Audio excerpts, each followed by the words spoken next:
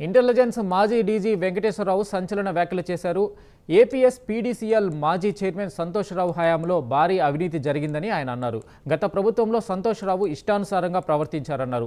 2023 సంవత్సరంలో కోట్ల అవినీతి బయటపడిందని తెలిపారు. కోట్ల రూపాయలు దోచేసి సామాన్య ప్రజల నుంచి వసూలు చేయడం కరెక్ట్ కాదన్నారు. అవినీతిపై సంపూర్ణ ఆధారాలను సేకరించామని 12 సార్లు ఆర్టీఐ కింద సమాచారం అడిగినా ఇవ్వలేదని వెంకటేశ్వరరావు అన్నారు. ఈరోజు ఏపీఎస్ఎల్డీసీ చైర్మన్గా వారం క్రితం బాధ్యతలు తీసుకున్న శివశంకర్ లోతేటి గారిని కలవటం జరిగింది. తిరుపతిలోని ఏపీఎస్పీడీసీఎల్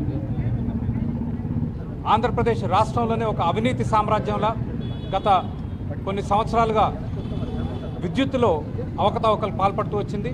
దానికి సంబంధించిన సంపూర్ణ ఆధారాలు ఆయనకు అందజేశాం.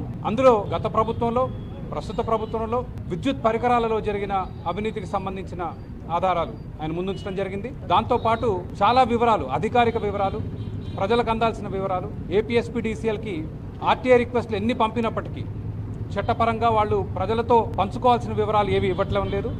ఈరోజు